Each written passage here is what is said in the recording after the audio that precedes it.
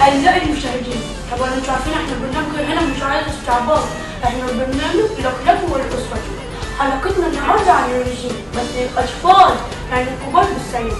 النهارده ضيفتنا كمان بمناسبة الرجيم دي خفيفة على قلبنا وكلنا بنحبها. ألا وهي مدام مرموم. ازيك يا استمراري؟ ماشي استمراري كده دي نبدأ أقول لهم حاجة كده اتفضلي يا حبيبتي. النهارده هنتكلم عن 3 وجبات في الرجيم. أولا الفول، ألا وهي الفطار. الفطار ده هو اللي بيدينا طاقة وصحة ولازم ناكل فيه حاجات مهمة. أولا هناكل 15 بيضة مقليين وبرطمان سمنة فلاحي ومعاهم 10 شربات تانية. نيجي بعد كده للغدا، ناكل في الغدا حاجة خفيفة كده عشان الرجيم، طماطماية، خياطاية، أي حاجة.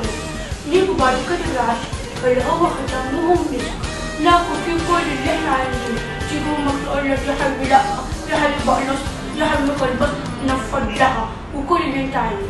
معانا برطماننا مربى بشراكة اللي هي VIT ABC اللي انتوا بتاخدوها دي، ومعاها 3 مكعبات زبدة، وهنختم بسلطانية زبادي.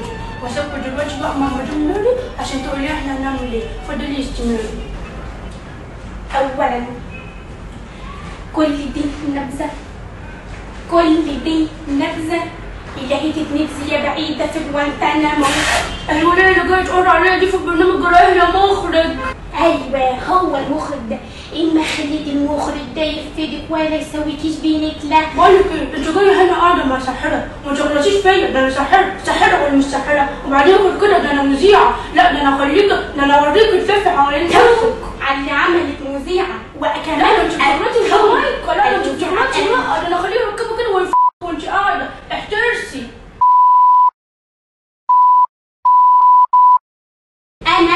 أنا ماري منيب الوردة المفتحة، أجي في برنامج معاكي انتي وما تكلمش غير كده.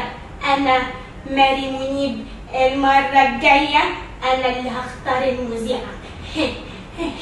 أنا اللي هختار المذيعة، ده أنا ماري منيب مدوبهم 2. يا أختي يا أختي جاتك القرف يا بعيدة، جاتك نيلة.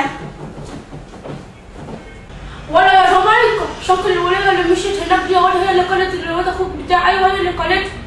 جت داهية. أعزائي المشاهدين، كنتم مع نوسة في برنامج لكلكي ولأسرتك، جزءا من نوسة شو.